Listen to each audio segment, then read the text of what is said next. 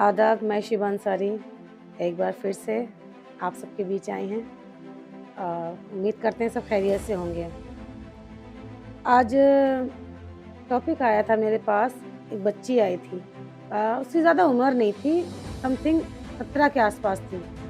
हाँ, ठीक है, पुराने ख़्यालों से तो अच्छा उम्र सही थी उसकी, क्योंकि वो लड़की 17 साल की उम्र उसकी आई थी हमारे पास अपने मन की बात कहने, मन की बात बताने कि बाजी ऐसी-ऐसी बात है हमारे साथ में। तो वो लड़की शादी नहीं करना चाहती। वो ये चाहती थी कि उसे उसे पढ़ने से बड़ा वो था। वो पढ़ना चाह रही थी, वो कुछ बनना चाह रही थी। तो अपने घर वालों से बात नहीं कर पा रही थी कि क्या कहें? अगर हम ये कहते हैं कि हम अभी शादी नहीं करेंगे, पढ़ेंगे, तो लड़कियों को अगर ये लड़की बोल दे ना, तो घर वाले कहते हैं मामला कहीं कुछ न कुछ और होगा, पढ़ाई का मामला नहीं है। तो आज मेरी ये बातें उन माता-पिताओं से हैं, जो ऐसी सोच रखते हैं। अगर उनका बच्चा पढ़ना चाहता है, तो प्लीज़ पढ़ाइए उन्हें। क्या पता आपका कौन-सा बच्चा आपको प्राउड फ़ील करवा दे। आज की डेट में तो वैसे भी हर चीज़ की फैसिलिटी है, हर चीज़ की सुविधाएँ हैं, तो इनका फ़ायदा उठाइए ना। सरकार ने कितना कुछ दे रखा है, पर वही ना, सरकार ने सब कुछ दे रखा है, लेकिन जब तक आप तक की कोई बात ही नहीं पता है, आपको कुछ पता ही नहीं है और इंसान बोल देता है कि सरकार क्या कर रही है हमारे लिए। सरकार ने सारी सुविधा दी है, पढ़ाई-लिखाई, काम-धंधा हर चीज़ दी है। आप करो, जब तक आप करोगे नहीं, तो कैसे पता चलेगा? तो मेरा कहना ये है कि अगर आपका बच्चा पढ़ना चाहता है, तो उसे पढ़ाइए, ना कि उस पे कोई गलत बात का कोई प्रेशर डालिए कि अगर वो शादी करने से मना कर रही है, तो ज़रूर कुछ ना कुछ उसके अंदर कोई ना कोई बात ज़रूर होगी, समथिंग लड़के वाली बात, मतलब अफ़ेयर टाइप। तो ज़रूरी नहीं कि अफ़ेयर ही हो शादी के लिए मना करना, और शादी आज नहीं तो कल होनी है। लेकिन जो मौका आप अपनी बच्चियों को शादी से पहले दे सकते हैं, वो शादी के बाद नहीं दे सकते। क्यों? क्योंकि जब तक बच्ची की शादी नहीं हुई, वो तब तक तो वो आपकी ज़िम्मेदारी है। लेकिन शादी के बाद वो उस आदमी की ज़िम्मेदारी बन जाती है, जिसके लिए वो सब कुछ छोड़ के इसके साथ जाता है। तो मेरी उन वालिदैन से गुज़ारिश है, उन माताओं-पिताओं से जिनके बच्चे पढ़ना चाहते हैं और वो शादी के लिए लगे हुए हैं कि बस शादी हो जाए, हम अपनी ज़िम्मेदारी से आज़ाद हैं। मत करिए ऐसा।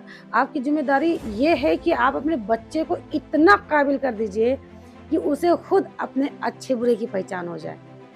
ऐसा नहीं कि शादी कर देंगे तो हमारी लड़की गृहस्थी बनाना सीख जाएगी, घर में रहना और लोगों को समझना नहीं सीखेगी। उस पे कितनी ज़िम्मेदारियाँ आ जाएँगी, ये मैं तो उन माँओं से कहूँगी, आप पे बीती है। आप गौर करिए कि आपने क्या-क्या झेला है, तो कम से कम वो चीज़ें अपने बच्चों के साथ मत करिए। ख़ास ये चीज़ें अक्सर कम, मतलब गरीब लोगों में, हालाँकि इतने आज की डेट में कोई इतना गरीब नहीं है। वो ये सोचते हैं जैसे-तैसे मदद लेके शादी होती तो हो जाए, मत करिए ना। किस बात की मदद ले रहे हैं? अगर आपको मदद लेनी है, तो अपनी बच्ची की लीजिए। वो जो पढ़ना चाह रही है ना, तो उससे आप मदद लीजिए कि बेटा हम पढ़ाएँगे, मेहनत तो करनी है, तो थोड़ी-सी एक्स्ट्रा मेहनत कर लीजिए अपनी बच्ची के लिए, कि हम मेहनत करेंगे और हम आपके लिए सब कुछ करेंगे।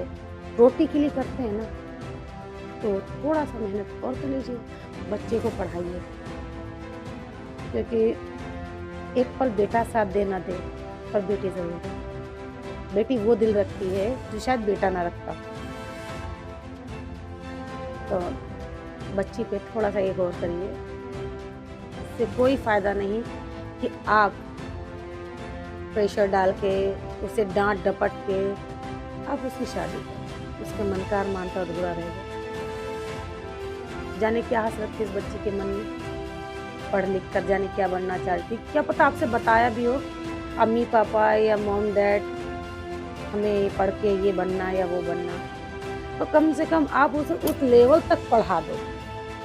बाकी उस बच्चे पे डिपेंड करता है कि वो पढ़कर वो कौन सी दिशा लेता है। ये मत कहिए कि हम तुम्हें पढ़ा रहे हैं, तुझे पढ़ के ये करना है। नहीं, ये प्रेशर ना डालिए कि पढ़ाई ये करो, ये बनना है, ऐसे करना, ये मत करिए।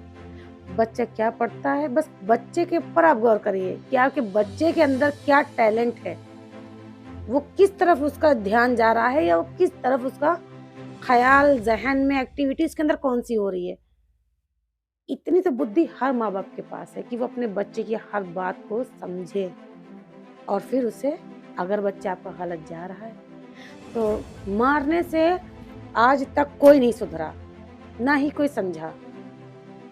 जो बात आप प्यार से अपने बच्चे को समझा लेंगे, वो मार के, डंडे के ज़ोर पे कभी ज़िंदगी में नहीं समझाएँगे। आप अपने बच्चे को बैठा लिए अपने पास में, कुछ खाइए उसके साथ, पिए, फिर उससे बातें करें।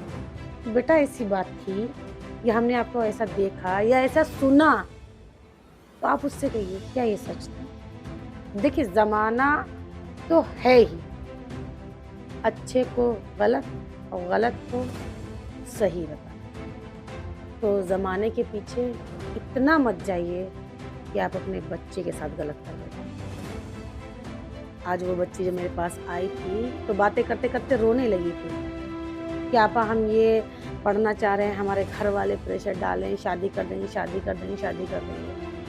तो आपा हम पढ़ना चाह रहे हैं, आप हमारे अम्मी-पापा से बात कर लीजिए, उन्हें समझा दीजिए। हमने पढ़ाई के लिए, शादी के लिए मना किया तो वो मत कहने लगे कि कोई और बात है, कहीं लड़की बिगड़ रही है।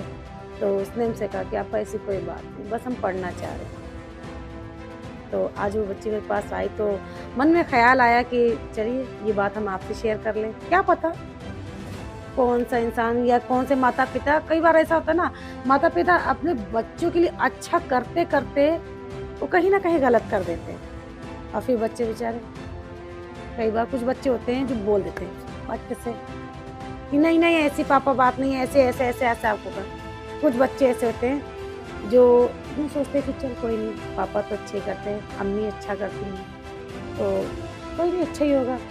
तो वो अच्छा करते-करते कहीं न कहीं बच्चों के लिए बुरा हो जाता है। तो आप अच्छा करिए, पर अपने साथ ये सोचिए हम जो अच्छा कर रहे हैं, उस पे भी गौर करिए कि क्या ये वाक़ई में जो हम इतना अच्छा कर रहे हैं, अच्छा करते-करते कहीं कुछ गलत तो नहीं कर रहे हैं। तो इस चीज़ पे आप गौर करिए।